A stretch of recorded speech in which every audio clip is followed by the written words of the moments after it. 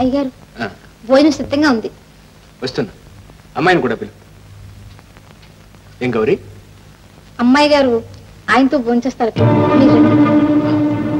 అలాగా, సరే వెళ్ళు.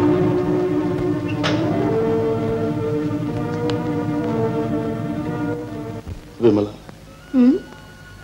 ఈ రోజు నువ్వు భోజనం చేయలేదట. అవును. ఏమో తెలీదు.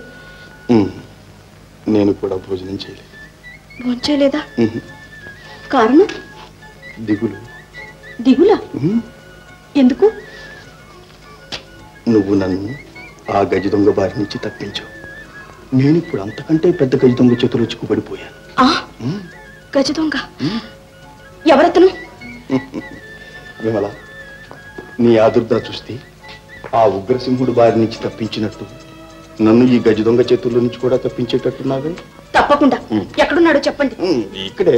ఇక్కడ? మా తోటలోనా? ఆహా, ఇంట్లోనే. ఇంట్లోనా? ఏడి?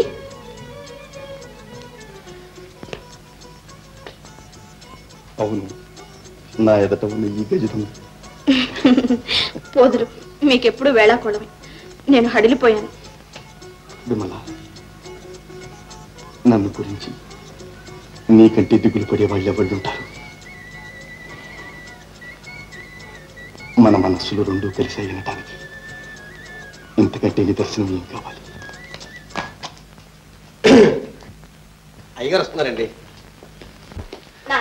నమస్కారం. నమస్కారం. దయచేయండి. ఇలా కూర్చోండి. కూర్చో బాబు. మీరు ఈ నిరుపేరింట్లో ఎన్నాళ్ళు ఉండటమే గౌరవం. ఎంత మాట! మీరు మీ కుమార్తె నన్ను దొంగల బారి నుంచి, రోగం నుంచి కాపాడారు. మీ ఉపకారం ఈ జన్మలో తీర్చుకోలేదు.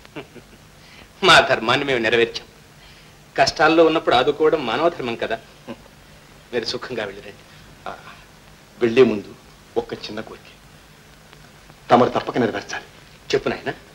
మరేం లేదు, మీకు అభ్యంతరం లేకపోతే మీ కుమార్తె విమలను నేను వివాహం చేసుకుంటాను.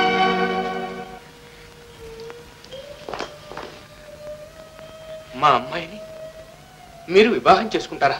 అవునండి. కలగంటున్నారా? రాజవంశంలో పుట్టిన మీరెక్కడ? ఈ పూరికంపలో నివసిస్తున్న మేమెక్కడ? ఇది ఎలా జరుగుతుంది? అదేమిటండి ఎలా అంటారు? రాజవంశంలో పుట్టడం తప్ప మామూలు మానవులకు ఉండే హృదయాలు, ఆవేశాలు మాకు మాత్రం లేవు. అంత అవసరమైతే నా సర్వస్వము త్యజించి మీ తోటలో పనిచేస్తూ ఇక్కడే ఉండిపోతాను. అయితే ఇక మేము ఈ స్థలం వదిలిపెట్టి మరొక తావు చూసుకోవాల్సి ఉంటుంది. అదేమిటండి అలా అంటారు? అదే కదా బాబు మా తల మీద పడ్డ శాపం. శాపమా? అవును. నేను జీవితాంతం ఏకాంతంగా బ్రతకాలని, ఈమె కన్యగానే కాలం గడపాలని మాకు శాపం. ఇదంతా కల్పనగా ఉంది. కల్పన కాదు నాయన. ఈ ప్రపంచంలో నాకున్న ఆస్తి అంతా ఈ ఒక్క కూతురే. ఆ బిడ్డ హాయిగా ఆనందంగా జీవితం గడపాలని నాకు మాత్రం ఆశ లేదా? అయినా నేను ఎందుకు అడ్డు పెడుతున్నాను? అదే నాకు అర్థం కావటం లేదు. కారణం చెప్పండి. ఇక దాచి ప్రయోజనం లేదు. విజయ్ కుమార్, అదో నా బిడ్డ అంటరానిది. అవును, అంటరానిది. అంటరానిది? ఏమంటరానిది? అవును, అంటరానిది. నాకు మాత్రం కాదు, ఈ ప్రపంచానికి. ప్రేమ పెనవేసిన మా పొడుచు హృదయాలను జాతి కుల మత విభేదాలు వేరు చేయలేవు. పసితనపు ఉద్రేకంలో మీరు ఏదో మాట్లాడుతున్నారు. నా మాట వినండి. మీరు ఈమెను వివాహం చేసుకుంటే ఆ తర్వాత ఎన్నో సాధక బాధకాలకు లోను కావాల్సి వస్తుంది. మీకోసం ఎందరో రాజకుమార్తెలు కనిపెట్టుకుని ఉండి ఉంటారు. వారిలో ఎవరినైనా వరించండి. దయచేసి ఈమెను మర్చిపోండి. వివాహం చేసుకుంటే మీ విమలని, లేకపోతే ఆజన్మాంతం బ్రహ్మచర్యం. విజయ్ కుమార్, నా హృదయంలోని బాధ తెలుసుకోకుండా నన్ను చిత్రవధ చేస్తున్నారు. ఇది న్యాయమా? నిజంగా మాకు కృతజ్ఞత చూపాలంటే ఈమె సంగతే మర్చిపోండి. మీ కాళ్ళు పట్టుకుంటారు.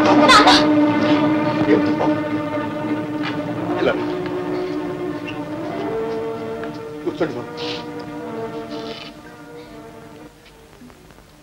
ఈ క్లిష్ట సమస్య విషయంలో సమాధానం చెప్పవలసింది మీ కుమార్తె మాత్రమే. విమల, నీ అభిప్రాయం?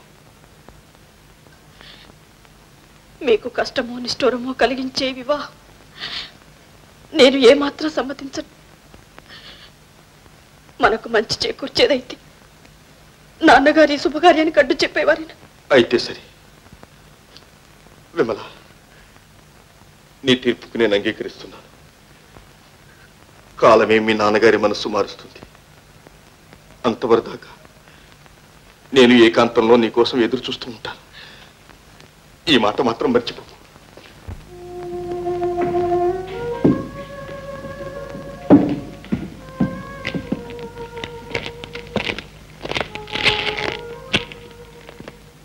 అయ్యా, ఇన్నాళ్ళు నన్ను ఆదరించినందుకు మీకు కృతజ్ఞత ఎలా చెప్పాలో తెలియటం లేదు. బాబు, ఈ నిర్భాగ్యుణ్ణి ఈ నిర్జన ప్రదేశంలో కలుసుకున్నట్టు నువ్వెవరికీ చెప్పకుండా ఉండటమే గొప్ప కృతజ్ఞత. ఈ క్షణం నుంచి మమ్మల్ని మర్చిపో.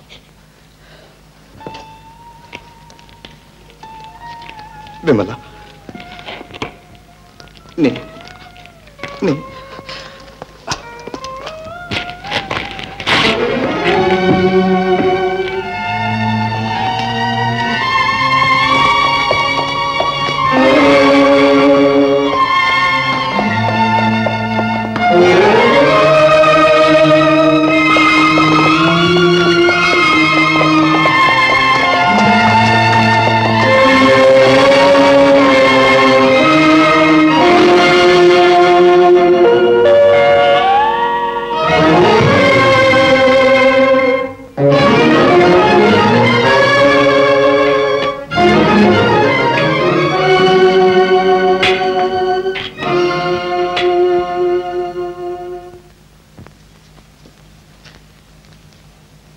అమ్మా.